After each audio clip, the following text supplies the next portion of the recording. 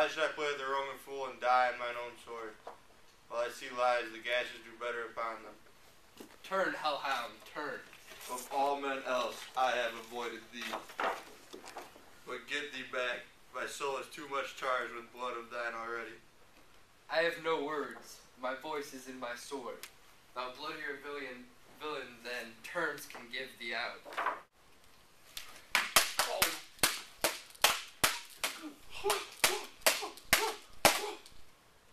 Thou loosest labor as easy mayst thou the entrenched air with my keen sword.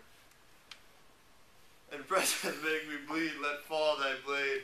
On vulnerable crest I bear a charmed life which must not yield to one of woman born.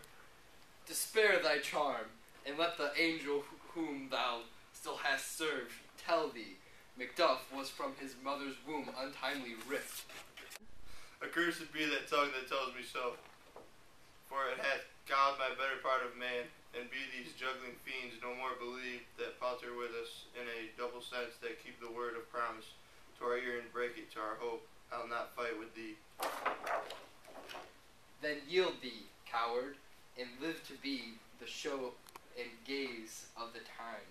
We'll have thee as our rarer monsters. I will not yield to kiss the ground before Malcolm's feet, and to be baited with the rabble's curse through Burnham Wood, become to Dunsinane, and thou opposed, being of no woman born. Yet I will try the last before my body I throw my warlike shield. Lay on Macduff, and damned be him. The first cries, hold enough.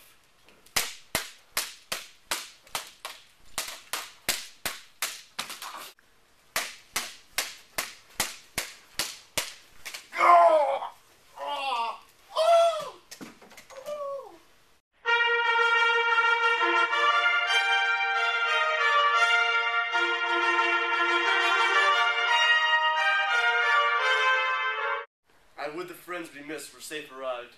Some must go off, and yet by these I see so great a day as this is cheaply bought.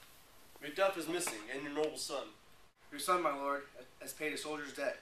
He only lived but till he was a man. The which no sooner had he had the prowess confirmed in the unshrinking station where he had fought like a man till he died. Then he is dead? Aye, and he brought off the field. Your cause of sorrow must not be measured by the wrath for which he had no end. Had he his hurts before? Aye, on the front. Why then, God's soldier be he. Had I as many sons as I have hairs, I would not wish them to a fairer death, and so his knell is knolled. He's worth more sorrow, and that I'll spend for him. He's worth no more. They say he parted well and paid his score, and so God be with him. Here comes newer comfort. Hail, King, for so thou art. Behold where stands the usurper's cursed head. The time is free. I see thee compassed with thy kingdom's pearl, that speak my salutation in their minds, whose voices I desire aloud with thy name. Hail, King of Scotland. Hail, King of Scotland! We shall not spend a large expense of time before we reckon with your several loves, and make us even with you.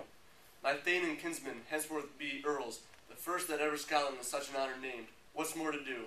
Which will be planted newly with time, as calling home our exiled friends abroad that fled the snares of watchful tyranny, producing forth the cruel ministers of this dead butcher and his fiend-like queen, who, as 'tis thought, by self and violent hands took off her life. This and what needful else that calls upon us by the grace we will perform in measures, time, and place.